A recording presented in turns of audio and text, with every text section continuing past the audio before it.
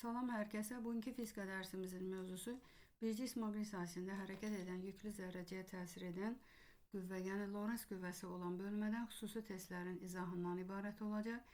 Qeyd edim ki, deməli mövzu özü iki testdən ibarət, yəni iki bölmədən, bir də ətraflı yazıdan ibarətdir. Biz isə baxacağıq bugün iki bölməsinə. Birinci baxırıq yüklü zərrəciyə maqnit sahəsində hərəkəti, Lorentz qüvvəsi. Baxaq 18 nömrəli testə. Deməli, testdə bizdən Lorentz qüvvəsinin istiqaməti soruşulur. Lorentz qüvvəsinin istiqamətini tapmaq üçün biz istifadə edirik sol əl qaydasından. Sol əlimizdə üç kəmiyyətin istiqaməti göstərir. Bunlardan biri qüvvə, sürət, bir də induksiya. Əgər qüvvəni tapmaq tələb olunursa, deməli sürətlə induksiyanın istiqaməti məlum olmalıdır.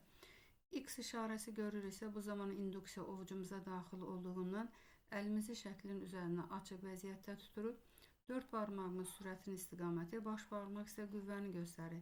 Məsələn, 5 burada qüvvənin istiqamətidir. Mənfi olduğuna görə biz onun əksini 2-ni götürürük. Doğru cavab olur C variantı. Baxaq 20 nömrəli testə.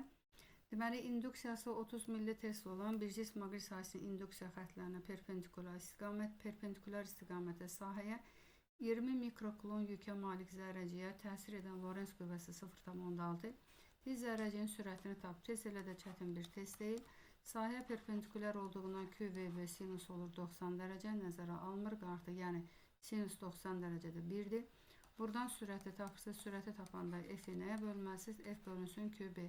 Buradan qiymətləri yerinə qoyub həll edəcəksə, qüvvənin qiyməti 0,6.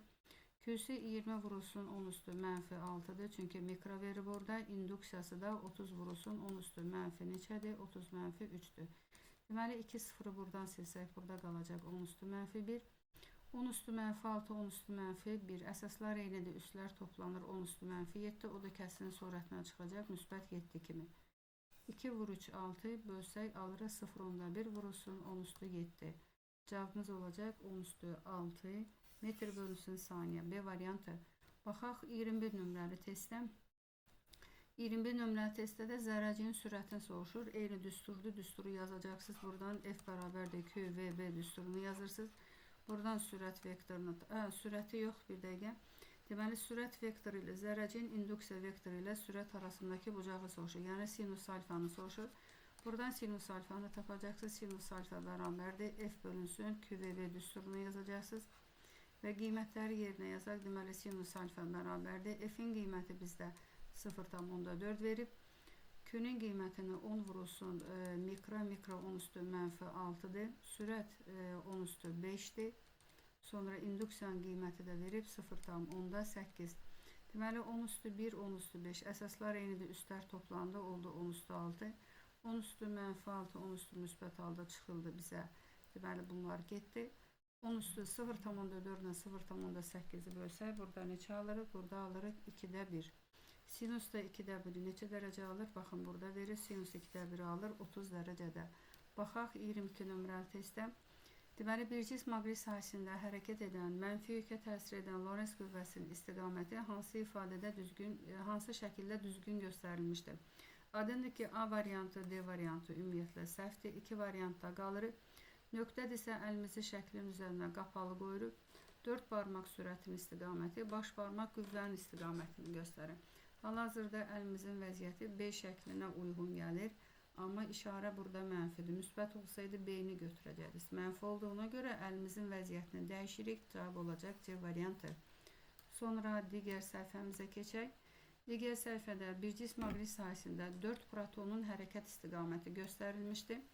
Hansı protonlara Lorentz qüvvəsi təsir etmir? Lorentz qüvvəsi təsir etməməsi üçün zərrəcinin sürəti induksiya vektoruna paralel olmalıdır. Çünki paralel olanda alfa olsa 0 dərəcə, sahə istiqamətində olanda 0, sahənin əksi istiqamətində 180 dərəcə. Sinusu 180 dərəcədə 0 olduğuna görə, ya 0 dərəcədə də 0 olduğuna görə Lorentz qüvvəsi təsir etmir. Cavab olacaq 2 və 4-cü proton D variantı. 30 nömrəli testdən deməli, induksiya vektorları verilmişdir. Deməli, induksiya vektorları təsvir olunmuş müxtəlif bir cism maqnit sahələrindən deməli, sahələrindən hansında hərəkət edən yüklü zərrəciyə bu sahə tərəfindən təsir edən Lorentz qüvvəsi ən kiçikdir. Lorentz qüvvəsinin düsturuna yazırıq. F Lorentz bərabərdir. Deməli, Q vurulsun B vurulsun induksiya. Deməli, induksiya ilə sürət bir-birinə perpendikulyar olmalıdır ki, Lorentz qüvvəsi təsir etməsin. Sürət verilib və induksiyanın perpendikulyar toplananlarından istifadə etməliyik. Yəni, vektoral kəmiyyətlisə biz onu iki toplanana ayırırıq. Məsələn, sürət götürürük, x ox istiqamətdə gedir, bir də şaquli oxu yönəldək y oxunu. Əgər biz sürətləri, induksiyaları x oxuna proyeksiyalasaq, ümumiyyətlə zərrəciyə Lorentz qüvvəsi təsir etməyəcək, sıfırlanacaq. İndi isə Lorentz qüvvəsinin kiçik qiymətini soruşur. Ona görə biz induksiya vektorlarını y oxuna proyeksiyalayırıq. Yəni onların perpendikulyar toplananı sürətə perpendikulyar olaraq götürür. Deməli, B1-i proyeksiyaladır. B2-ni, B3-lə B4 üst-üstə düşür. Ən kiçikisi olur B5. Yəni, baxın, neçə bölgüdür? 3 bölgüdür. Ona görə də Lorentz qüvvəsinin ən kiçik qiyməti induksiyanın, yəni hansı qiymətində? B5-in qiymətində olacaq. 36 nömrəli testdə baxaq. Deməli, bir cism aqris sahəsinə, yəni induksiya xətlərinə perpendikulyar istiqamətə daxil olan mənfi yüklü elektronun hərəkət trayektoriyası. Elektron necə hərəkət edir? Burada 3 dənə trayektoriyası verilmişdir. Bu trayektoriyalardan x ümumiyyətlə olmuyor. İkinci ümumiyyətlə götürmürük. Niyə görə?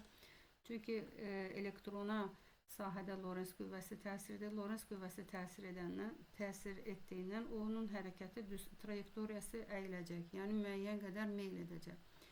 Əlimiz vasitəsilə zərrəciyə təsir edən Lorentz qüvvəsinin istiqamətini tapırıq. X olduğuna görə əlimizi şəklin üzərinə açıq şəkildə qoyuruq. Çünki induksiya ovcumuza daxil olur. 4 barmaq sürət, baş barmaq qüvvəni göstərir. İndi qüvvə yuxarıya getdi. Əgər müsbət olsaydı, onda biz birinci trayektoriyanı seçəcəkdik. Mənfi olduğuna görə qüvvənin istiqamətini dəyişirik. Qüvvənin istiqaməti getdi aşağı.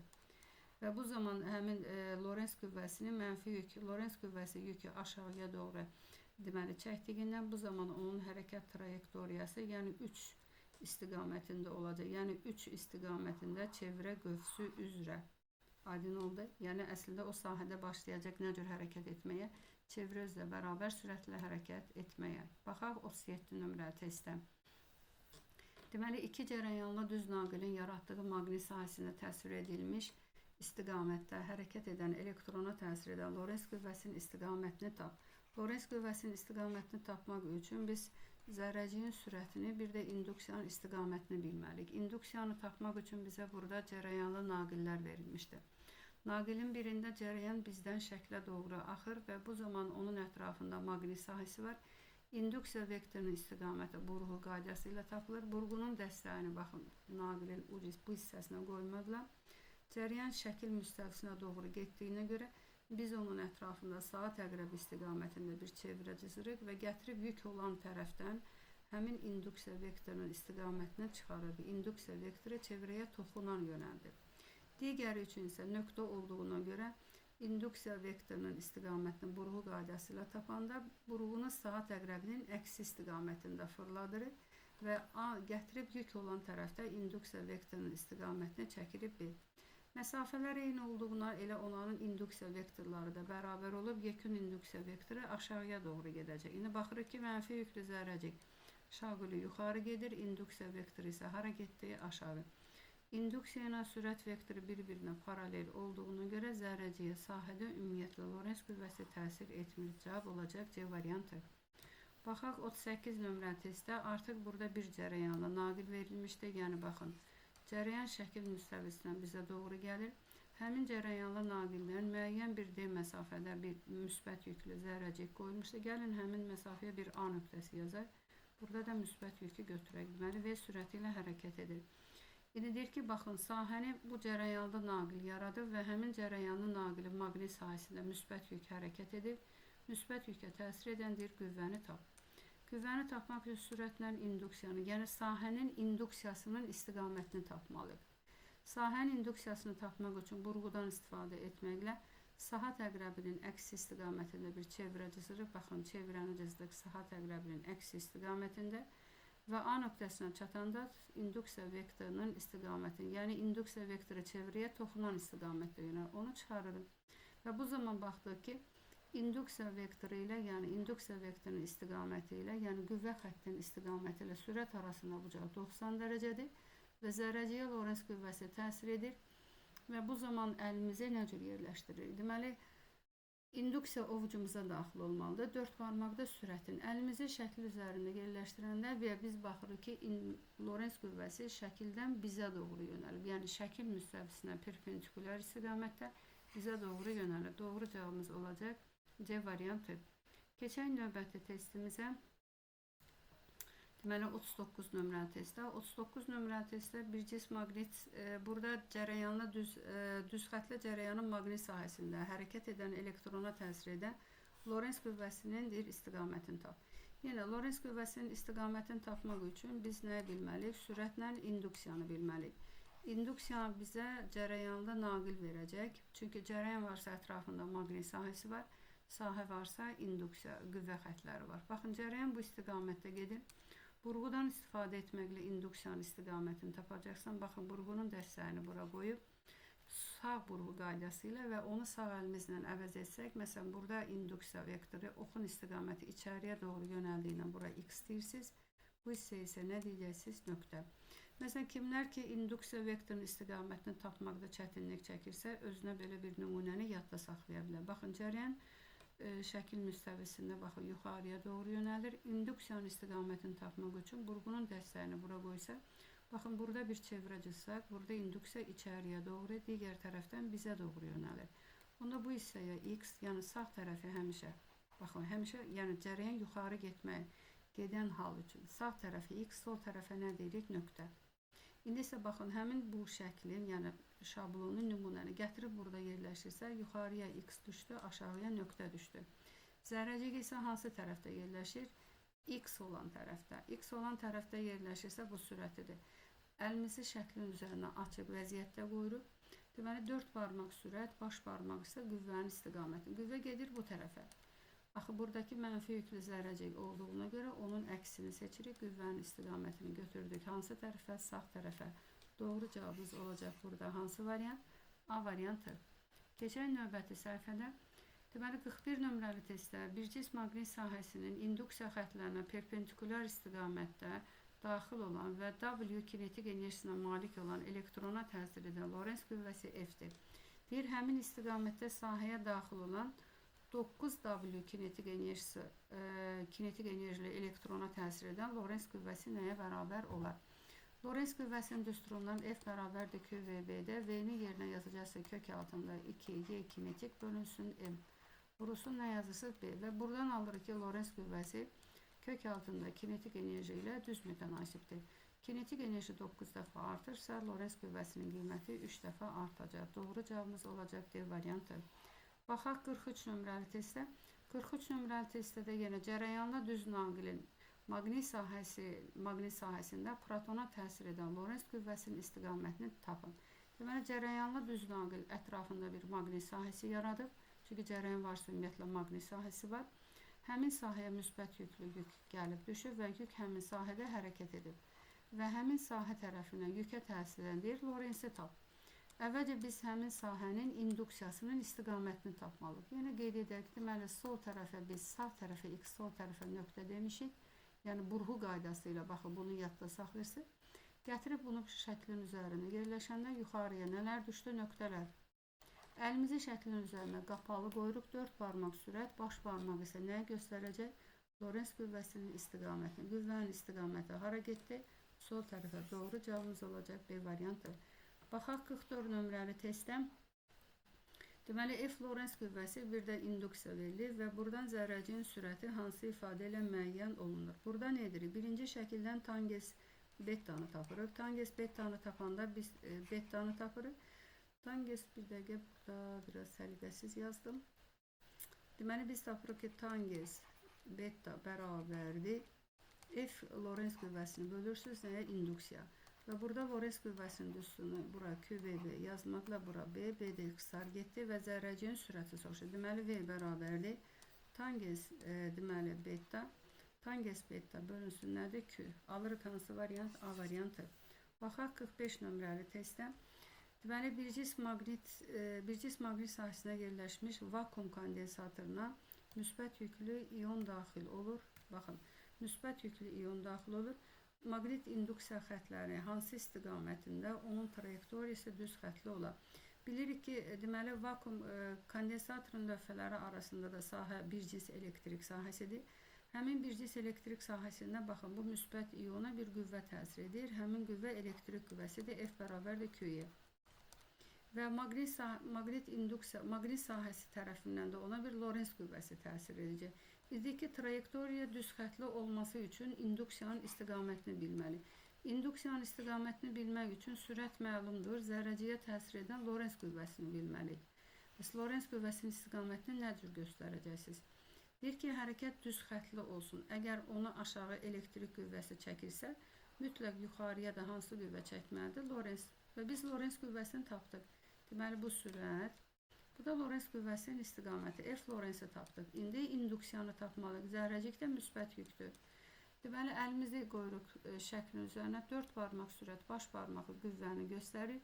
Əlimiz şəklin üzərində açıq vəziyyətdə qaldığından bu o deməkdir ki, maqnit induksiya vektoru bizdən şəkil müstəvisinə doğru, yəni ovucumuzun içinə daxil olur. Ona görə nə götürürük? X-ları. Doğru cavabımız olacaq C variantı. Eyni ilə 46 nömrəli testdə sadəcə burada mənfi yüklü zərrəcik götürülür. Deməli, mənfi yüklü zərrəcik indi kondensatorun lövhələri arasında olub və həm də burada maqnit kondensatorda yerləşib maqnit sahəsində. Lövhələr arasındakı sahə bircins olduğuna görə həmin lövhələrdən bircins elektrik sahəsi tərəfindən zərrəciyə təsir edəcək. F bərabərdir hansı qüvvə? Q-Y qüvvəsi. İndi deyir ki, induksiya hansı istiqamətdə yönəlməlidir ki, zərrəciyin trayektoriyası düz xətli olsun. Trayektoriya düz xətli olması üçün zərrəciyə də həm də təsir etməlidir. Nədir? Lorentz qüvvəsi. Lorentz qüvvəsi məlum, sürət məlum. Biz burada induksiyanın istiqamətini tapa bilərik. Deməli, sol əl qaydasından istifadə etməklə, deməli, 4 barmaq sürəti, baş barmaq isə qüvvəni göstərir. Məsələn, burada artıq mənfi yüklü zərrəcik olduğuna görə biz yenə əlimizin vəziyyətini dəyişirik. Ona görə induksiya şəkil müstəvisindən bizə doğru yönəldiyindən doğru cavabımız olacaq nədir? C variantı. Yəni induksiya ovucumuza daxil olmalıdır. Keçək növbəti səhifəyə. 49 nömrəli testdən, deməli, AC naqilinə sabit cərəyan keçir. A nöqtəsində, deməli, A nöqtəsinin potensialı C nöqtəsindən potensialından böyük olarsa, deməli, 2 nöqtə verilib. Deməli, A nöqtəsinin potensialı, burada da verilib C nöqtəsinin potensialı. Və burada bir mənfi yüklü zərrəcik V sürəti ilə hərəkət edir. İndi deyək ki, cərəyanın maqnit sahəsində hərəkət edən, yəni bu cərəyan var.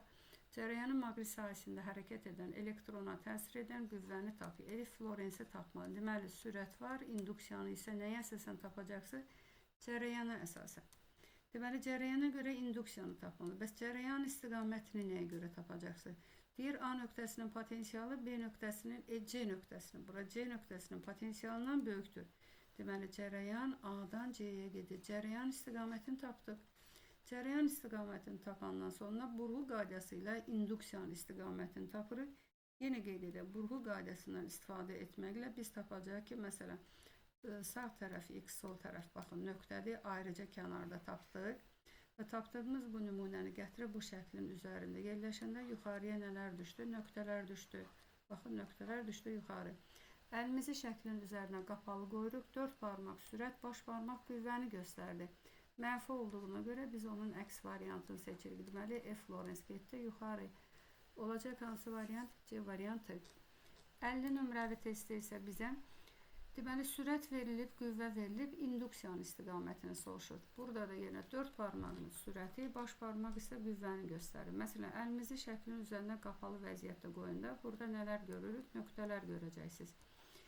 Amma mənfi yüklü zərrəcik olduğuna görə bu zaman biz nöqtəni nə ilə əvəz edəcəyik? X ilə əvəz etməli. Çünki istiqaməti dəyişməli. İstiqaməti dəyişmək o deməkdir ki, indi X görürüksə, deməli, induksiya vektoru müşahidəçidən hara doğru yönəlib, yəni əlimizi şəklin üzərində açıq tuturuq. Deməli, induksiya ovucumuza daxil olmalıdır. Deməli, induksiya vektoru bizdən şəkil müstəvisinə doğru perpendikulyar yerləşməlidir. Doğru cavabımız olacaq nədir? D variantı.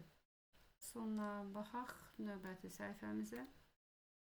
55 nömrəli testdə bizdən nə soruşur? Deməli, bircins maqnit sahəsindən perpendikulyar istiqamətdə hərəkət edən yüklü zərrəciyin sürəti verilmişdir. 10 üstü 6 metr bölü saniyedir. Azalttıkta yazacağız. V2 beraberdir. V1 çıxılsın 10 üstü 6. Bu zaman ona təsir edən Lorentz qüvvəsi F2 bərabərdir. F1 bölünsün 2. 2 dəfə azalıb. Zərrəciyin sürətinin başlanğıc qiymətini, yəni V1-i tapmalıyıq. Baxırsınız, verilən şərtdə bir V2 də var. 2 məchul var. Onu bir məchula gətirməliyik. Bir məchula gətirmək üçün Lorentz qüvvəsinin düsturundan QVB yazırsınız. F burada V ilə düz mütənasibdir. Qüvvə 2 dəfə azalıbsa, deməli sürət də 2 dəfə azalır. V2 bərabərdir. V1 bölünsün 2. Sürət üçün, yəni V2 üçün aldığımız bu şərti birinci şərtdə yerinə yazırsınız. V1 bölünsün 2 bərabərdir. V1 çıxılsın nə yazırıq? 10 üstü 6. Buradan 10 üstü 6 bərabərdir. V1-dən V1 bölü 2'ni çıxanda qalacaq V1 bölünsün 2. Buradan da V1 bərabərdir. 2 vurulsun. Neçə yazacaqsınız? 2 vurulsun 10 üstü 6. Doğru cavabımız olacaq D variantı. Baxaq 56 nömrəli testdən. Deməli, sükunətdəki elektron elektrik sahəsində sürətləndirici U potensial fərqi keçərək induksiya xətlərinə perpendikulyar istiqamətdə bir cism maqnit sahəsinə daxil olur. Elektrona təsir edən Lorentz qüvvəsinin potensiallar fərqindən asılılıq qrafiki hansıdır? Birinci baxaq ki, elektron elektrik sahəsindən gəlib çıxıb maqnit sahəsinə hərəkət etdiyinə görə elektron əvvəl maqnit sahəsində hansı sürəti var? Kinetik enerjisi var, çünki o sükunətdən başlayıb Y inləşən hərəkət edib. MV kvadratı bölü 2 bərabərdir. O sahədə iş görüb. Görülən iş deməli A-ya, A da bərabərdir. Y vurulsun, nədir? U. Buradan V-ni tapıb gətirib onu Lorentz qüvvəsinin düsturunda yerinə yazacaqsınız. Alacaq onda biz kök altında 2YU bölünsün M. Vurulsun burada nədir? B. F burada U-la nədir? Yəni qüvvə kök altında U-la nədir? Potensiallar fərqi ilə kök altı düz mütənasibdir. Doğru cavabımız olacaq Y variantı. Baxaq 57 nömrəli testdə. Deməli, Euler-Venn diaqramı verilmişdir. Düzxətli cərəyanlı naqili maqnit sahəsindən hərəkət edən elektrona və protona uyğun proton və elektron üçün uyğun bəndləri müəyyən edin. Baxırsınız ki, bəndlərdədir ki, Lorentz qüvvəsinin istiqaməti sağa, sola yönəlib. Bunun üçün əvvəlcə biz Lorentz qüvvəsinin istiqamətini tapmalıyıq. Çəkək burada həmin o cərəyanlı düz naqili. Cərəyan yuxarı gedirsə, deməli bunun burğu qaydası ilə tapsaq, sağ tərəfdə olacaq x-lar, sol tərəfdə isə nədir? Nöqtədir. Deməli, müsbət yüklü istər proton, istərsə də elektron yerləşir hansı tərəfdə? Sağ tərəfdə. Baxın, müsbət yük, bu protondur. İndi protona təsir edən qüvvəni tapaq. Deməli, x isə əlimiz açıq vəziyyətdə yerləşir. 4 barmaq sürət, baş barmaq nəyə göstərəcək? Qüvvəni. Bu isə deməkdir ki, protona təsir edən qüvvə, yəni F protona təsir edən qüvvə yönəldi sol tərəfə. Digər isə mənfi elektrondur. Elektrona təsir edən qüvvə artıq nədir? Yönələcək sağ tərəfə. Əlimizin vəziyyətini dəyişəcək. Elektrona təsir edən qüvvə yönəldi sağ tərəfə. İndi gəlin uyğunlaşdıraq. Deməli, təsir edən Lorentz qüvvəsi sağa yönəlib. Lorentz qüvvəsi sağa yönəldi nə üçün? Elektron üçün. Biri bura yazdık. Təsir edən Lorentz qüvvəsi sola yönəlib. 2-ni bura yazdıq. Təsir edən Lorentz qüvvəsi daha böyükdür. Daha böyükdür deyəndə birinci yazacaqsınız nədir? F bərabər nə yazırıq?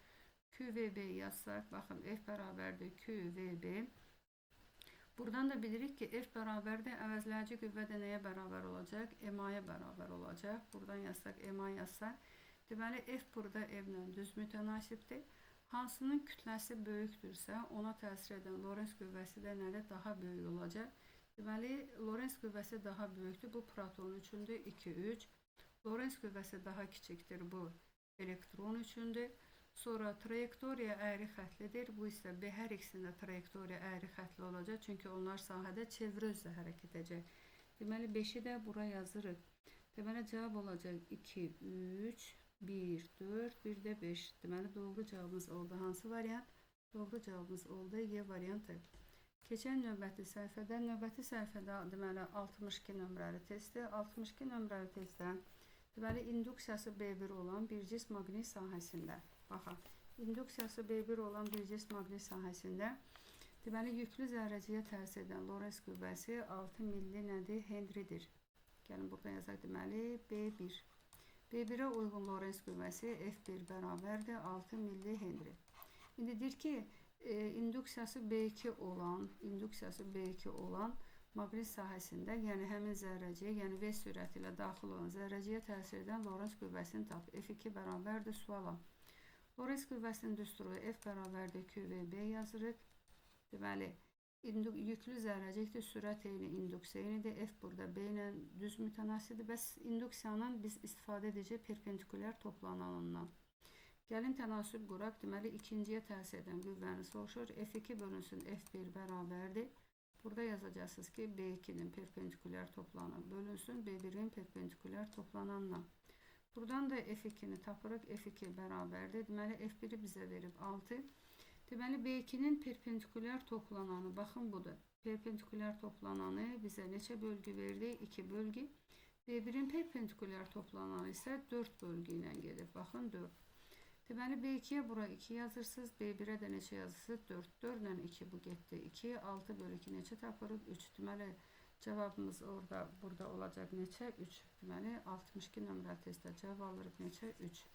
Keçək növbəti səhifəmizə. Yəni, bunu silək. Növbəti səhifədə 63. Digər testlər də burada Lorentz qüvvəsi ilə bağlıdır. Baxaq 63 nömrəli testdə. Deməli, qüvvə xətlərinə perpendikulyar istiqamətdə bir cism maqnit sahəsinə proton, elektron, neytron daxil olur və onlara təsir edən qüvvələrin istiqamətinə uyğunluq müəyyən etməli. Birinci baxaq elə neytron. Neytron yüksüz olduğuna görə ona qüvvə təsir etmir. Deməli, burada cavab olacaq Y variantı. Amma digərim, biz tapaq əvvəlcə protona təsir edən qüvvəni tapaq. Deməli, X olduğuna görə əlimizi açıq şəkildə qoyuruq. 4 barmaq sürətin istiqaməti, baş barmaq qüvvənin istiqamətini göstərəcək. Protona təsir edən qüvvə yönələcək sağ tərəfə. Onda protona təsir edən qüvvə sağ tərəfə, buraya yazacaqsınız C. Protona təsir edən qüvvə sağa yönəlirsə, deməli, elektrona təsir edən qüvvə hara yönələcək? Yönələcək sola. Deməli, 1-ə C, 2-yə D, 3-ə də nə yazırıq? Y. Sonra digər testlər də, məsələn, 66 nömrəli testdə oxşar tipli testi. Deməli, bir cism maqnit sahəsinə induksiya vektoruna perpendikulyar istiqaməti daxil olan müsbət yük, baxın, müsbət yük, sonra daxil olub mənfi yük, bir də neytron. Zərrəciklərlə, yüksüz zərrəciklərə, onlara təsir edən Lorentz qüvvəsinin istiqaməti arasında uyğunluğu müəyyən edir. Deməli, üçüncü burada neytron olduğuna görə neytrona nə təsir etməyəcək? Neytrona qüvvə təsir etmir. 3'ə yazacaqsınız nədir? 3'ə yazırıq C. Digərlərini isə əvvəlcə protona təsir edən qüvvəni tapaq. Əlimizi açıq şəkildə tuturuq. Deməli, 4 barmaq sürət, baş barmaq isə qüvvəni göstərir. Protona təsir edən qüvvə şəkil müstəvisində yuxarı yönəldi. Onda 1'ə yazacaqsınız A. Onda elektrona təsir edən qüvvə isə əlimizi sonra vəziyyətini dəyişəndə elektrona təsir edən qüvvə şəkil müstəvisində aşağı yönəldi. 2'yə də yazacaqsınız B. Bu da oldu. Deməli, 1'ə A. 1'ə A, 2'yə B, 3'ə də nə yazırıq? 3'ə də tapırıq C. Çünki 3 onsuz da neytrondur. Neytrona nə təsir etmir? Qüvvə təsir etmir. Eyni ilə 67 nömrədə test eynidir, digərlərdə elədir. Məsələn, fərqli olanlardan baxaq 64'ə. 64 nömrəli testdə indi bu zaman əlimizin vəziyyətini biraz fərqli tutmalıyıq. Yenə neytron var burada. Neytrona təsir edən qüvvə təsir etməyəcək. C variantını götürdük. İndi protona təsir edən qüvvəni tapaq. Elektron mənfi olduğuna görə həmin qüvvənin əksini seçməliyik. Deməli, X induksiya xətləri baxın bu şəkildə verildiyimizə görə əlimizi induksiya xətlərinin qarşısına qoyuruq. Baxın bura. İnduksiya ovcumuza daxil olub 4 barmağın sürətin istiqamətini göstərəcək. Baş barmaq proton üçün bizdən şəkil müstəvisinə doğru yönəldi. Deməli, cavab olacaq B. Onda elektron üçün isə nə olacaq? Şəkil müstəvisinə bizə doğru yönələcək. Olacaq A. Deməli, 1'ə A, 2'yə B, 3'ə C. Keçək 65 nömrəli testdə.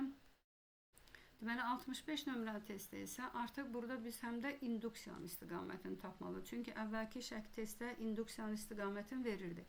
Edəcəyən, baxın, deməli, bu istiqamətdə gedirsə, burğu vasitəsilə biz induksiyanın istiqamətini tapsaq, yuxarıda nə olacaq? Yuxarıda X-lar, yəni burada induksiya.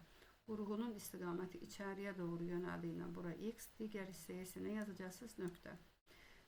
Yüklü zərrəciklər X olan tərəfdə yerləşib və bu zaman əlimizi açıq şəkildə tuturuq. 4 barmaq sürət, baş barmaq qüvvəni göstərir. Protona təsir edən qüvvə yönəldi hansı tərəfə? Sol tərəfə. Gəlin, protona təsir edən qüvvə sola B. Onda elektrona təsir edən qüvvə gedəcək sağ tərəfə olacaq A. Neytrona da nə təsir etmir? Qüvvə təsir etmir. 3'e də neytrona da götürəcəksiniz C. Deməli 1'e B, 2'ye A, 3'e də oldu C variantı. Keçək növbəti səhifəmizə. Növbəti səhifədə isə bölmənin ikinci bölmənin testlərinlə tanış olacaqsınız. Baxaq 21 nömrəli testə. Deməli 21 nömrəli testdə zərrəciyin xüsusi yükü soruşur. Xüsusi yükün düsturu Q3 bərabər də Q bölümdür. Amma burada periodla verib. Bunun üçün əvvəlcə bir cism aqli sahəsində periodun düsturunu yazacaq. Periodun düsturu bizdə olacaq. Deməli 2 pi m bölünsün QB düsturudur. Baxın QB düsturudur. Buradan Q bölüm nisbətini tapsaq, onda bizə alacaq nədir? Gəlin buradan Q bölünsün M nisbəti tapaq. Deməli Q bölünsün M nisbəti tapanda surətdə bizə əvvəlcə bir dəqiqə buranı silək. Əvvəlcə yazaq. Deməli QB vur T bərabərlik 2 pi vurulsun M. Deməli Q bölünsün nə yazırıq? M. Q bölünsün M yazanda biz nə alırıq burada? Deməli burada alırsınız 2 pi, aşağıda da olacaq nədir? B vurulsun T. 2 pi bölünsün B vurulsun T. Doğru cavabımız olacaq hansı variant? A variantı. Baxaq 25 nömrəli testə. Deməli 25 nömrəli testdə kütlə spektroqrafı verilib. Deməli maqnit sahəsi, bir cism maqnit sahəsi də B eynidir. Eyni sürətlə daxil olan yüklü zərrəciklərin trayektoriyası göstərilmişdir. Hansı zərrəciyin xüsusi yükü modulca ən böyükdür? Xüsusi yükün hansı düsturundan istifadə edəcəksiniz? Q3 bərabərdir. Sürət bölünsün. Radius vurulsun induksiya. Sürətləri eynidir, induksiyaları eynidir. Amma cızdıqları çevrənin radiusları fərqlidir. Xüsusi yük radiusla tərs mütənasibdir. Xüsusi yükü kiçik olması üçün radiusu böyük olan çevrəni seçməli. Bu da 5. Doğru cavabımız olacaq A variantı. 27 nömrəli testdə isə indi deyir ki, hansının kütləsi ən böyükdür? İndi burada deyir ki, sürətləri eyni, yükləri eyni. Bu zaman biz kütlə ilə olan düsturu seçirik. Yəni MV bərabərdir. R-QB düsturunu yazırıq. Buradan kütləni tapırsınız. Deməli M bərabərdir. R-QB bölünsün nə yazırsınız V. Buradan baxaq. Deməli sürətləri eynidir. Sürət getdi. Yükləri eynidir. Bir cism maqnit sahəsidir. Onda biz tapırıq ki, kütlə burada cızılan çevrənin radiusu ilə düz mütənasibdir. Deməli radiusu böyük olanı seçirsiniz. Radiusu böyük olan burada hansıdır? 5 nömrəli testi götürür. Doğru cavabımız olacaq burada C variantı. Keçən növbəti səhifədə, növbəti səhifəmizdə vahidlərlə bağlı testdir. Deməli Tesla kulon vurulsun saniyə. Burada Tesla kulon vurulsun, burada da saniyədir. Deməli biz burada aça biləcəyimiz kəmiyyət Tesla olmalıdır birinci. Tesla'nı amper qüvvəsinin düsturundan istifadə etməklə açacaqsınız. Newton bölünsün amper vurulsun metr. Kulon da açırıq amper vurulsun saniyə. Yəni cərəyan şiddətinin düsturundan Q bərabərdir. I vurulsun nədir? T'dir burada. Sonra bir saniyə də burada var. Oldu saniyənin kvadratı. İndi baxın amperlər getdi. Deməli burada nə oldu? Newton bölünsün, metr bölünsün. Buraya yazaq saniyənin kvadratı. Alırıq F bölünsün nədir? A, F bölünsün A-ya nə deyəcəksiniz? M. Deməli alırıq burada zərrəciyin nəyini kütləsini. Doğru cavabımız olacaq D variantı. Sonra 34 nömrəli testdə kilogram bölünsün. Baxın buraya yazaq. Kilogram bölünsün, kulon vurulsun Tesla'dır.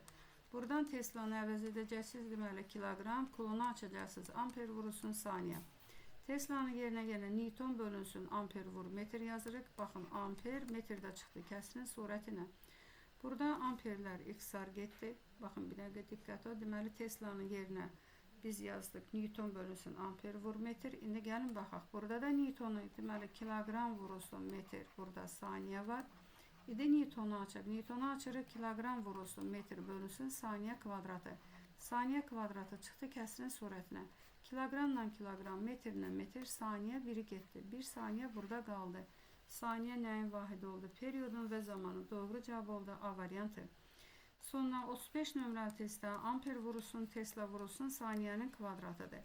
Yenə burada böyük vahid olaraq Tesla'dır. Biz burada Tesla'nı əvəz etməli. Tesla'nı əvəz etmək üçün amper qüvvəsinin düsturunu, yəni Newton bölünsün, amper vurulsun, metr yazırıq. Burada da saniyənin kvadratı var. Deməli amperlər getdi. Alırıq burada Newton bölünsün, saniyə kvadratını metrin məxrəcinə açsaq, metr böl saniyə kvadratı. F bölünsünə də A alırıq. Bu da bizə nə verəcək? Verəcək kütləni. Deməli doğru cavabımız olacaq Y variantı. Keçək digər səhifəmizdə. Digər səhifədə isə qrafiklərlə bağlı testlərdir. Məsələn, baxaq 44 nömrəli testdə. Bir cism maqnit sahəsində periodun düsturu. Deməli, T bərabərdir. T bərabərdir 2 pi m bölünsün nədir? QB düsturudur. Həmin düsturda alanda, çünki biz o düsturu alırıq, MA bərabərdir QVB-dən. Gəlin yazaq, yenidən yazıram. M, A-nı yerinə yazırsınız omega V, omeganı açırsınız 2 pi böl T, vurulsun nə yazırsınız? Burada V var. Burada Q, V vurulsun B. Buradan V'lər ixtisar gedir. Və T'ni tapsaq 2 pi m böl QB. Sürət ixtisar getdiyinə görə, deməli, bir cism maqnit sahəsində omegadır, burada tezlikdir, bir də perioddur. Bu üç kəmiyyət, deməli, sürətdən, sonra impulsdan, kinetik enerjidən və radiusdan nədir? Asılı deyil. Ona görə doğru cavabımız olacaq A variantı. Məsələn, 45-də C variantı, sonra 48-də C variantı. Burada baxın, qrafikləri belə quracaqsınız.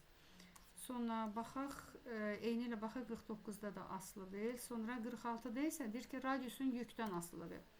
Radiusu üçün belə bir düstura gəlib çıxırıq. Yəni, MV bərabərdir RQB düsturunu yazırsa, bu düsturdan radiusu tapırsınız. Radius bərabərdir MV bölünsün Q vurulsun B.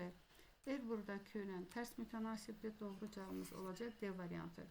47 nömrəli testdə isə deyir ki, cızdığı çevrənin radiusunu kinetik enerjidən asılı qrafikini qurmalıyıq. Bunun üçün biz nə edərik? Deməli, RQB bərabərdir M vurulsun V-yə. Buradan elə yazaq ki, RQB M vurulsun V'nin yerinə buraya yazacaq kök altında 2YK bölünsün M.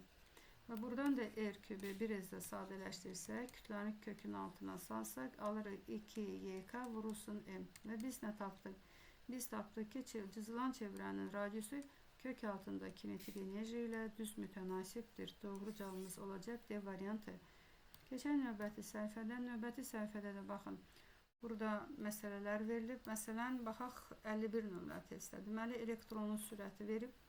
Onun bir cism maqnit sahəsinə perpendikulyar daxil olub, cızdığı çevrənin radiusu, induksiya və bizdən nə soruşur? Maqnit induksiyasını. Bu zaman, deməli, MV bərabərdir RQB düsturunu yazmaqla, baxın, RQB düsturunu yazmaqla, buradan induksiyanı tapa bilərsiniz. Deməli, B bərabərdir MV bölünsün radius vurulsun Q əvəzində Y. Və buradan qiymətləri yerinə qoymaqla, yəni bütün kəmiyyətlər var, maqnit induksiyanın qiymətini hesablaya bilərsiniz. Keçək 55 nömrəli testdə. 55 nömrəli testdə induksiya xəttlərinə perpendikulyar istiqamətdə bir cism maqnit sahəsinə daxil olan iki proton üçün hansı fiziki kəmiyyətlər eynidir? Birinci, hansı fiziki kəmiyyət eynidir? Birinci baxırıq, sürətlər müxtəlifdir. Deməli, impuls müxtəlifdir, təcil müxtəlifdir, kinetik enerji müxtəlifdir, əyrilik radiusu da müxtəlifdir. Yerdə nə qaldı? Tezlik. Yenidən tezliyin düsturunu yazıram. Bura deməli, M bərabərdir. QB bölünsün nədir? 2 pi m. Yəni, biz həmin düsturu alanda, o düsturda sürət ixtisar getdiyinə görə, sürətlər fərqli olmasına baxmayaraq, onların tezlikləri nədir? Eynidir. Baxaq 58 nömrəli testdə. 58 nömrəli testdə Venn diaqramı verilmişdir. Deməli, Venn diaqramında maqnit sahəsinə qüvvə xəttlərinə perpendikular istiqamətdə daxil olan yüklü zərrəciyin təcili və tezliyini uyğun ifadələrlə müəyyənləşdirməli. Təcilin düsturunu yazırsınız. Deməli, A bərabərdir QB bölünsün QVB bölünsün nədir? M-dir. Və bir də tezliyin düsturunu yazırıq. Deməli, M bərabərdir QB bölünsün nə yazırıq? QB bölünsün 2 pi m. İndi baxaq. Mütləq düsturları yazıb uyğunlaşdırmalı. Zərrəciyin sürəti ilə düz mütənasibdir. Sürətdən asılı olan kəmiyyət burada təcildir. Sürətdən asılı olmayan kəmiyyət tezlikdir. Maqnit induksiya vektorunun modulu ilə düz mütənasibdir. Hər ikisi düz mütənasibdir. Zərrəciyin xüsusi yükü ilə düz mütənasib. Baxın, burada Q böləm bizə ilə xüsusi yükü verir. Burada da Q böləm xüsusi yükü verir. Deməli, hər ikisi xüsusi yüklə düz mütənasib olduğuna görə 4-ü də ortaya yazırsa. Deməli, 1, 2, 3, 4 doğru cavabımız oldu A variantı. Keçək növbəti səhifəmizdə. Növbəti səhifədə 60 nömrəli testə baxaq. 60 nömrəli testlər, deməli, bir cism maqnit sahəsinə induksiya vektoruna perpendikular istiqamətdə eyni sürətlə daxil olan proton və elektron üçün uyğunluqlar. Deməli, hər ikisi sahəyə perpendikular daxil olsa çevrə özü hərəkət edib. Dedi ki mərkəzə qaçma təcili böyük və kiçik olan. Bu zaman biz yazırıq ki, deməli A bərabərdir. Baxın, A bərabərdir. Deməli QVB bölünsün M düsturuna yazılır. Buradan aldı ki, təcil kütlə ilə tərs mütənasibdir. Protonun kütləsi elektronun kütləsindən böyük olduğuna görə dedi ki, təcili daha böyükdür. Təcil böyük olması üçün kütlə kiçik olmalıdır. Bu elektrona aid. 2-ni buraya yazdım. Mərkəzə qaçma təcili kiçiksə, bunu protona yazırsınız. Dövr etmə tezliyi daha böyükdür. İndi tezliyin düsturunu yazar. Deməli, M bərabərdir. QB bölünsün 2πm. Yükə görə müqayisə getməyəcək. Çünki bilirik ki, elektronun yükü ilə protonun yükü qiymətcə eyni, sadəcə işarəcə əksi. Yəni, modulları eynidir. Q ilə B. Kütləyə görə müqayisə gedəcək. İndi buradadır ki, tezliyi daha böyükdür. Tezlik böyük olması üçün kütlə kiçik olmalıdır. Onda bu elektrona aiddir. 4'ü buraya yazacaqsınız. Deməli 2, 4. 5 də hansına gedəcək? Protona. Deyək ki, periodu böyükdür. Period isə kütlə ilə düz mütənasibdir. 2πm bölünsün nədir? QB. Deməli 2, 4, 3, 5, 1. Doğru cavabımız oldu. Hansı variant? A variantı. Keçək 63 nömrəli testə baxaq. Baxın. 63 nömrəli testlər bir cism maqnit sahəsinə deməli qüvvə xətlərinə perpendikulyar istiqamətdə 2 zərrəcik daxil olmuşdu. İndi biz nə etməliyik? Hər 2 zərrəcik sahəyə eyni sürətlə daxil olub bura V yazırsınız. Sadəcə zərrəciklərdən biri sağ tərəfə, digəri isə sol tərəfə meyl edir. Sağ və sol tərəfə meyl etməsinin səbəbi sahədə onlara Lorentz qüvvəsi təsir edir. Baxın belə. Lorentz qüvvələrinin istiqamətini çəkdik.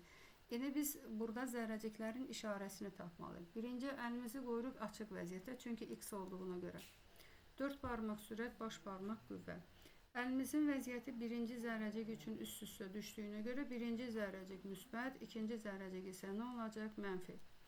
Deməli, Lorentz qüvvəsinin təsiri ilə meyl edir. Bunu ortaya yazırsınız. Müsbət yük deməli 1'ə tapdıq. Mənfi yük isə 2'yə tapdıq. Sonra xüsusi yükü daha böyükdür. Xüsusi yükün düsturunu yazırıq ki, 3 bərabərdir. Sürət bölünsün, radius vurulsun B. Sürətləri eyni, induksiya eyni, xüsusi yük radiusla tərsdir. Məsələn, 2'nin cızlığı çevrənin radiusu kiçik olacaq. Ona görə onun xüsusi yükü daha böyük olacaq. Deməli, xüsusi yükü daha böyükdür 4 bunun. Birincinin cızlığı çevrənin radiusu isə daha böyük olacaq. Onda onun xüsusi yükü kiçik olacaq. Deməli, 2, 5. 3, 4, 1 doğru cevabımız olacaq. Hansı variant? Doğru cevabımız olacaq. Y variantı. Keçək növbəti səhifədə 68 nömrəli testdə. Deməli 2 elementar yükę malik. Yazacaqsa Q bərabərdir 2Y. İnduksiyanı verib bizə B, sonra sürəti verib, radiusu verib və deyir ki, kütləni tapmalıyıq. Bunun üçün yazacaqsınız ki, MV bərabərdir RQB düsturunu. Buradan kütləni tapacaqsa, kütləni tapanda deməli M bölünsün, R vurulsun. Q'nun yerinə burada 2Y vurulsun, B bölünsün. Nə yazacaqsınız? B. Buradan uyğun qiymətləri yazmaqla hesablaya bilərsiniz. Keçək 69 nömrəli testdə. 69 nömrəli testdə bir cism maqnit sahəsində çevrə üzrə hərəkət edən elektronun sürətinin A nöqtəsindəki istiqamətini göstərməli. İndi baxırıq. Deməli, bir cism maqnit sahəsi isə əlimizi açıq qoyuruq. Ümumiyyətlə, elektron bir cism maqnit sahəsindən perpendikulyar daxil olubsa çevrə cızıb və əvvəlki dərslərdən bilirik ki, çevrə üzrə hərəkətdə sürət çevrəyə toxunan yönəlməlidir. Ya 5 olmalıdır sürət, ya da 3 olmalıdır. İndi biz sürəti tapmaq üçün sol əlimizdən istifadə etməli. Bunun üçün 3 kəmiyyət, yəni sürət, induksiya, bir də qüvvə.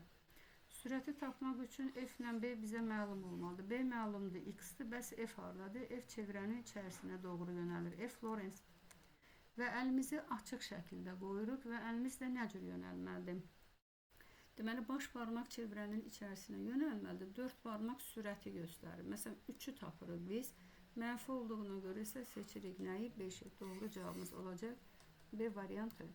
Sonra 80 nömrəli test. Baxın, burada həm. Deməli, bir cism maqnit sahəsində çevrə üzrə hərəkət edən yüklü zərrəciyin kinetik enerjisi 4 dəfə artır. Kinetik enerji 4 dəfə artırsa, deməli, zərrəciyin sürəti 2 dəfə artır, yəni 2V. Sürət 2 dəfə artırsa, Lorentz qüvvəsi də 2 dəfə artır. Çünki Lorentz qüvvəsi F bərabərdir QVB düsturuna görə sürətlə düz mütənasibdir. Qüvvə də 2 dəfə artacaq, olacaq Y variantı. 79 nömrəli testdə Deməli, şəkildə göstərilən istiqamətdə bir cism maqnit sahəsinə V sürəti ilə daxil olan proton. Protonun deməli sahədə cızdığı trayektoriyanı tapmalıyıq. İndi biz baxırıq. Deməli, protona təsir edən qüvvəni tapmalıyıq. Müsbət yükdür. Baxın, V sürəti ilə hərəkət edir. X olduğuna görə əlimizi açıb qoyuruq. Yəni X olduğuna görə induksiya ovucumuza daxil olur. 4 barmaq burada sürəti, baş barmaq isə qüvvəni göstərir. Buradan F-i tapdıq. Qüvvə ilə sürət arasında bucaq 90 dərəcədir. Zərrəcik sahədə bir çevrə cızır və cızılan çevrənin istiqamətini tapmalıyıq.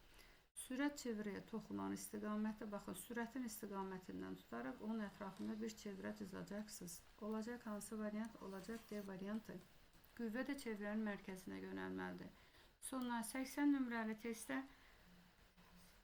79 idi. 80 nömrəli testdə bir cism maqnit sahəsindən qüvvə xəttlərinə perpendikular istiqamətə daxil olan protonun sürəti artdı. Deməli, sürət artdı. Və bizdən nə soruşur? Sürət artırsa bizdən tezliyi soruşur, bir də radiusu soruşur. Tezliyin düsturunun yazısı tezliyin düsturu QB bölünsün 2πm və bir cism maqnit sahəsində tezlik deməli sürətdən asılı deyil. Ona görə tezliyi dəyişməz olacaq. N-ə götürəcəksiniz, dəyişməz. Bəs radiusu R bərabərdir. MV bölünsün nə yazacaqsınız? QB. Radius isə sürətlə düz mütənasibdir. Sürət artırsa radiusu da artacaq. Deməli, artar, dəyişməz. B variantı. Digərində isə ki, sürət azalır. Onda radius azalacaq. Tezlik isə nə etməyəcək? Tezliyi də dəyişməyəcək. Doğru cavabımız olacaq nədir? Doğru cavabımız olacaq C variantı. Baxaq növbəti səhifədə. Növbəti səhifədə 83 nömrəli testdə bir cism maqnit sahəsində çevrə üzrə hərəkət edən yüklü zərrəciyin periodun 2/1 hissəsində sürətin dəyişməsi. Çevrə üzrə hərəkətdə, yəni M bərabərdir 2/1 hissədə sürətin dəyişməsi delta V bərabərdir 2V-yə. Biz burada V-ni nə ilə əvəz edib? Deməli, MV bərabərdir R-QB düsturundan burada sürət tapılıb. Deməli, 2 vurulsun. V-nin yerinə bura yazılıb. R-QB bölünsün nədir? M. Deməli, 2QBR bölünsün M. Doğru cavab D variantı. 84 nömrəli testdə deməli 4/1 hissədir. 4/1 hissədə isə sürətin dəyişməsi alırdı biz kök 2V. Onda burada bir dənə kök 2 atırsınız. Yəni R-QB bölünsün nədir? Kök 2 bölünsün R-QB. R-QB böl M. Doğru cavab olacaq hansı variant? Y variantı. Sonra 85 nömrəli testdə də yenə periodun 4/3 hissəsidir. 4/3 hissədə də sürətin dəyişməsi soruşulur. Baxın, sürət dəyişməsi. Yenə yazaq. Deməli, delta V bərabərdir. 4/3 hissədə də sürətin dəyişməsi kök 2V'dir. Və V-nin yerinə də MV bərabərdir R-QB-dən. Onu yazacaqsa QBR bölünsün nədir? M. İndi gəlin baxaq. Kökdə 2 QBR böl M. Doğru cavabımız olacaq B variantı. Keçən növbəti səhifədə. Növbəti səhifədə də yenə 92 nömrəli testdə periodun 4/1 hissəsində yol soruşur. Ümumiyyətlə, çevrə üzrə hərəkətdə yolu tapanda, deməli, 2πr vurulsun N. N-in yerinə 4/1 yazsaz, alacaqsınız πr bölünsün 2. Bəs R-i nə ilə əvəz edəcəksiniz? Deməli, R-in yerinə bura MV bölünsün QB. Burada da 2 yazırsınız. Deməli, biz nə alırıq? Deməli, PMV bölünsün 2 QB. Doğru cavabımız olacaq. Hansı variant? D variantı. Sonra baxaq 96 nömrəli testdə. 96-97 nömrəli testlər eyni tipli testlərdir. 96 nömrəli testdə verilib alfa hissəcik, bir də proton. Deyir ki, alfa hissəciyin təcili A olarsa, deyir ki, protonun təcilini tap. Bunun üçün ümumiyyətlə təcilin düsturunu yazılır. A bərabərdir. QVB bölünsündən yazırıq, M yazırıq. İndi baxaq ki, A təcili proton üçün A təcili nəyə deyilib A təcili? Deməli, A alfa bərabərdir. Deməli, protonun yükü, alfa zərrəciyin yükü 2, kütlə ədədi isə 4-dür. Deməli, yuxarı 2, aşağı 4 yazırıq. Burada V vurulsun, nə olur? B olacaq. Alırıq burada VV bölünsün nədir? 2 elə bir ki, aldınız 2/1. Çünki sürətlə induksiya eynidir. Sonra proton üçün yazıb müqayisə edəcəksiniz. Proton üçün yazanda yenə yazırsa QVB bölünsün M yazırıq. Sürətlər eynidir, induksiya eynidir. Çünki burada deyir ki, eyni sürətlə bir cism maqnit sahəsinə daxil olub. İndi baxın, protonun kütləsi də 1-dir, yük ədədi də 1, yük ədədi də 1, kütlə x-i. Məsələn, yük ədədi də 1, kütlə də 1. Ona görə proton üçün isə 1 alırıq. Onda biz aldıq ki, Protonun təcili alfa zərrəciyin təcilindən neçə dəfə böyük olacaq? 2 dəfə böyük olacaq. Yəni tərəf-tərəfə bölsəz alacaqsınız 2 alfa. Yəni 2-də 1-ə də A deyibsə, onda bu olacaq nədir? 2A. Doğru cavabımız olacaq B variantı. 97 nömrəli testdə isə onların periodlarını deyib müqayisə elə. Bu zaman periodun düsturunu yazacaqsınız. Deməli, protonun dövr etmə perioduna T deyir ki, alfa zərrəciyin dövr etmə periodu. Periodun düsturu T bərabərdir. Deməli, alırıq biz nədir? QB 2pm bölünsün 2pm bölünsün QB. Bunu proton üçün yazsaq. Protonun kütlə ədədi də 1, yük ədədi də 1-dirsə, elə bir ki, buna birbaşa 1 adlandıraq bu kəsri. Buna alfa zərrəcik üçün yazsaq, alfa zərrəcik üçün yazsaq 2pm bölünə yazaq QB. Protonun alfa zərrəciyin kütlə ədədi 4, yəni bura bir 4 yazaq. Yük ədədi isə neçədir? 2-dir. 4 bölü 2 nə alacaqsınız? Alacaqsınız 2. Bunda alfa zərrəciyin periodu protonun periodundan neçə dəfə böyük olacaq? 2 dəfə böyük olacaq. Məsələn, tərəf-tərəfə bölməklə də yaza bilərsiniz. Məsələn, bura proton yazarsınız. Burada nə yazacaqsınız? Alfa zərrəcik. Deməli, 2pi ilə B'lər X-lar gedəcək. Yuxarıya, deməli, proton. Burada yazacaqsınız Q proton. Buraya yazacaqsınız M alfa. Burada yazacaqsınız Q alfa. Deməli, proton üçün yükü 1, kütləsi 1 burada 1 olacaq. Aşağıda isə nə olacaq? Kütləsi 4-dür. Bu isə neçədir? 2-dir. Bunlar X-lar getsə burada qalacaq 2-də 1. Sonra çarpaz vursaq Q alfa bərabərdir. 2 vurulsun nədir? Q proton olacaq C variantı. Keçən növbəti səhifədə. Növbəti səhifədə də yenə eyni testlərdir. Məsələn, buradan baxaq 98-ə. 98-də də yenə periodları elə buna deməli, indi alfa zərrəciyin periodunu P verib. Yazaq T alfa. T alfa üçün yenə düsturumuzu yazaq. Deməli, 2pm bölünsün QB yazırsınız. Bunu alfa zərrəcik üçün yazan. Deməli, 2pm kütləsinə 4 yazacaqsınız. Yükünə 2 yazacaqsınız. Deməli, B-ni də hara yazarsınız? Aşağı yazırsınız. Deməli, burada nə alır? Deməli, 2 vurulsun, 2pi bölünsün. Nə aldıq? B. Bunu saxladıq. Sonra proton üçün yazırsınız. Deməli, proton üçün də yazanda 2pm bölünsün QB yazırsınız. Protonun kütləsi də 1, yükü də 1. Burada alırıq neçə? 2pi bölünsün. Nə alırıq? B. Deməli, 1. Tərəf-tərəfə bölsək, burada 2pi B'lər X-lar gedəcək. Biz nə alırıq? Deməli, T alfa bölünsün T proton. Yuxarıda 2, aşağıda da 1. Buradan T protonu tapsaq, onda alırıq ki, T alfa bölünsün 2. Protonun periodu alfadan 2 dəfə kiçikdir. Doğru cavabımız olacaq C variantı.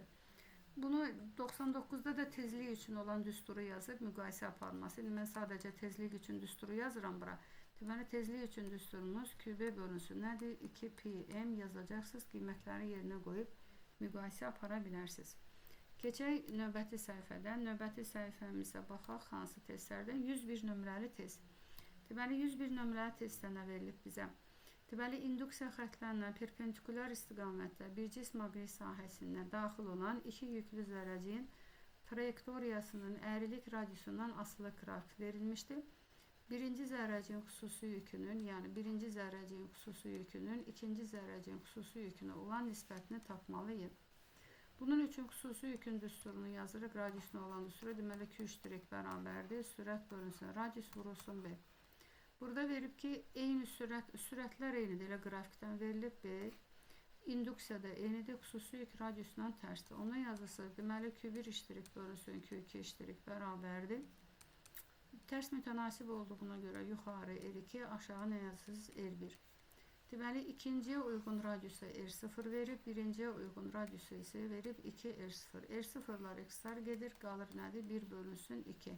2-də 1 doğru cavabımız olacaq C variantı. Baxaq 102 nömrəli testdə. Deməli, 102 nömrəli testdə bizə nə verilib? Deməli, bir cism maqnit sahəsinə daxil olan induksiya xətlərinə perpendikulyar istiqamətə daxil olan eyni kütləli ionlar bərabər radiuslar cızır, onların sürətlərini müqayisə edin. Yazırıq bu düsturu. Deməli, MV bərabərdir R QB düsturunu yazdık. Buradan baxaq. Deməli, bir cism maqnit sahəsi eyni kütlələr eynidir. Eyni bir cism maqnit sahəsidir. Sonra ionlar bərabər radiuslar cızır, R-lər də eynidir. Onda sürət burada ionların yükünün modulu ilə düz mütənasibdir. Buraya yazaq indi V1 bölünsün V2 bərabərdir. Deməli Q1 modul bölünsün nə yazırsınız? Q2. Buradan qiymətlərini yerinə yazsaq, Q1'i bizə nə verib? Q1'i verib 2Q, Q2'ni də verib 6Q. Deməli modul yazdıq. Burada 2 bölünsün 6, 1 bölünsün 3 yazırıq. Buradan da V2'ni tapırsınız. Deməli V2 nəyə bərabərdir?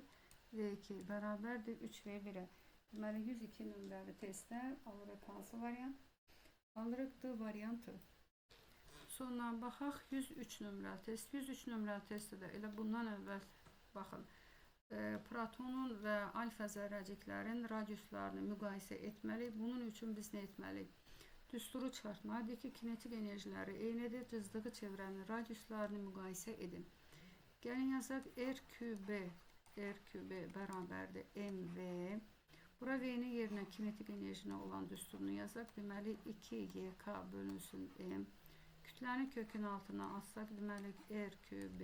Burada alacaqsınız, deməli kök altında 2YK vurulsun, alırıq M. Buradan radiusu tapsaq, deməli radius bərabərdir. Kök altında 2Y kinetik vurulsun M bölünsün, alırıq Q vurulsun B. İndi baxaq. Deməli kinetik enerjiləri eynidir. Buradan kinetik enerji eynidir. Bu gedəcək bizdə 2 burada əmsaldır. Sonra bir cism maqnit sahəsi isə B-si də eynidir və biz nə tapdıq? Deməli, radius kök altda M bölünsün Q nisbəti ilə düz mütənasibdir. İndi bunu müqayisə etmək üçün gəlin belə yazaq. Deməli, əvvəlcə yazaq, yuxarı yazaq alfa zərrəcik, aşağıda yazaq nədir? Proton. Deməli, alfa zərrəcik üçün kəsrin surətinə yazırsınız. Deməli, kök altında M, alfa zərrəcik, burada yazırsınız Q alfa. Məxrəcə də proton üçün yazırsınız. Deməli, M proton, burada yazırsınız Q proton. Buradan da bərabər qoyduq. Deməli, protonun kütləsi də birdir, yükü də birdir. Elə buradan biz nə alacaq? Buradan 1 alacaqsınız. Gəlir alfa zərrəcik üçün. Alfa zərrəcik üçün, məsələn, M alfa. Alfa zərrəciyin kütləsi 4, kütlə ədədi 4, yük ədədi isə neçədir? 2-dir. Məsələn, bura kökün altına 4 yazsaq, baxın 4 yazsaq, məxrəcə də 2 yazsaq. 4'dən 2 çıxacaq. 2 ilə də 2 ixtisar gedəcək. Elə onu da nə alacaqsınız? 1. Burada alırıq nədir? 1. Onda biz nə alırıq? Deməli, alfa zərrəcik bərabər nəyə? Protona. Alfa zərrəciyin cızdığı çevrənin radiusu ilə elə protonun cızdığı çevrənin radiusu bir-birinə nədir? Bərabər. Doğru cavabımız olacaq burada hansı variant? Doğru cavabımız olacaq C variantı.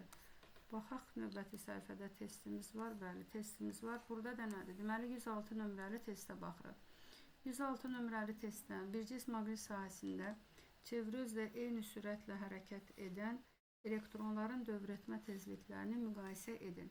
Bunun üçün elə biz sürətin tezliklə olan düsturunu götürək. Deməli, V bərabərdir 2πrn düsturunu götürür. Buradan eni tapırsınız. M bərabərdir. V bölünsün 2πr. Sürətlər eynidir. Tezlik burada radiusla tərs mütənasibdir. Deməli, radiusu kiçik olanın tezliyi nə olacaq? Böyük olacaq. Baxın, birincinin radiusu R-dir, ikinci R-dir. Deməli, birincinin tezliyi ikincidən böyükdür. Neçə dəfə böyük olacaq? 2 dəfə. Doğru cavabımız olacaq B variantı. Sonra 107 nömrəli testdə də deyir ki, bir cism maqnit sahəsinə 2 proton çevrə özlə eyni sürətlə, 2 proton isə onların yükləri eynidir, eyni sürətlə hərəkət edir. Bu sahələrin induksiya vektorlarını, modullarını nə etməliyik? Müqayisə etməliyik. Bunun üçün nə edirsiniz? Deməli, yazaq, MV bərabərdir RQB düsturunu yazaq, RQB. Buradan B-ni tapaq. Deməli, B bərabərdir MV bölünsün, nə yazırıq? MV bölünsün RQ. Deyir ki, 2 protondursa, yəni eyni protondursa M-lər eynidir, Q-lər eynidir. Çevrə özlə eyni sürətlə hərəkət edir, V-də eynidir. Onda B burada R-lə nə oldu? Tərs mütənasib. Onda radiusu kiçikdirsə, deməli həmin sahənin induksiyası digər sahənin induksiyasından 2 dəfə böyükdür. Yəni B1 bərabərdir 2B2-yə. Baxaq növbəti məsələlərdən. Növbəti məsələ, məsələn, 110 nömrəli testə baxırsınız. Deməli, bir cism maqnit sahəsində qüvvə xətlərinə perpendikular istiqamətə daxil olan elektronun sürəti azalır. Deməli, Lorentz qüvvəsi F bərabərdir QVB düsturunu yazırsınız. Perpendikulyar daxildə Lorentz qüvvəsi maksimumdur. Sürət azaldı. Sürət azalanda qüvvə də azalacaq. Deməli doğrudur. Periodu və tezliyi dəyişməyəcək. Çünki onlar asılı deyil. Bunlar səhvdir. Xüsusi yükü də dəyişməyəcək. Amma cızdığı çevrənin radiusu nə olacaq? O da azalacaq. Çünki mv bərabərdir. R kübə düsturuna yazılsa. Baxın R kübə. Və sürət azalırsa radiusda nə olacaq? Azalacaq. Ona görə cavabımız olacaq 1, 1 də 5. Digərləri isə məsələn 111 nömrəli test dövr etmə periodunun düsturunu yazmaqla məsələni qiymətlər qoyub həll edəcəksiniz. 112 və 113 nömrəli testlərdə yenə deməli bir cism maqnit sahəsinə eyni sürətlə daxil olan proton və alfa zərrəciyin radiuslarını müqayisə etməliyik. Deməli, mv bərabərdir R kübə düsturundan radiusu tapsaq, deməli, R bərabərdir mv bölünsünə yazırıq kübə. Bu düsturu bir dəfə alfa zərrəcik üçün, bir dəfə də proton üçün yazacaqsınız. R proton, deməli, mv bölünsün kübə. Məsələdə şərt qoyub ki, sürətlər eynidir. Deməli, burada sürət eynidir, sonra induksiya eynidir, bunlar eynidir.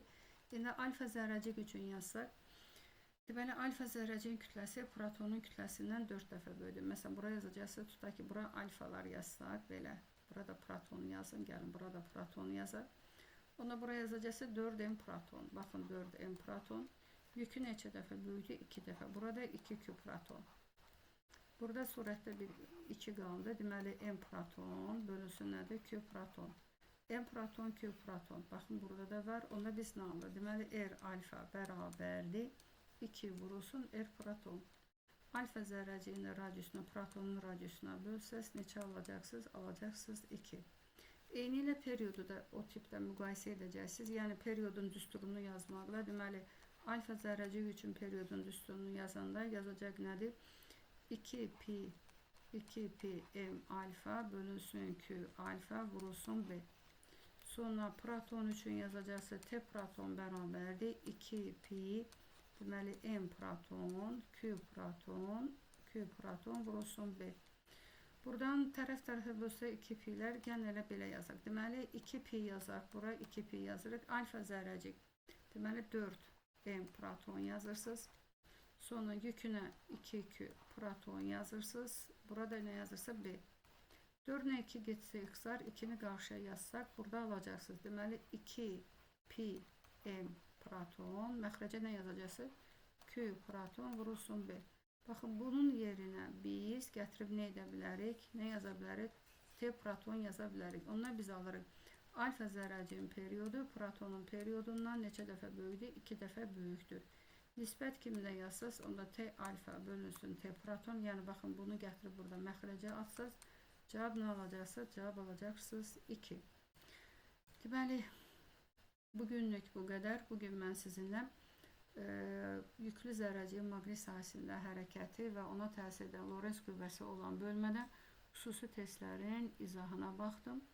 Deməli, bugünlük bu qədər. Növbəti videolarda görüşərik. Kanala abunə olub paylaşmağı unutmayaq. Sağ olun.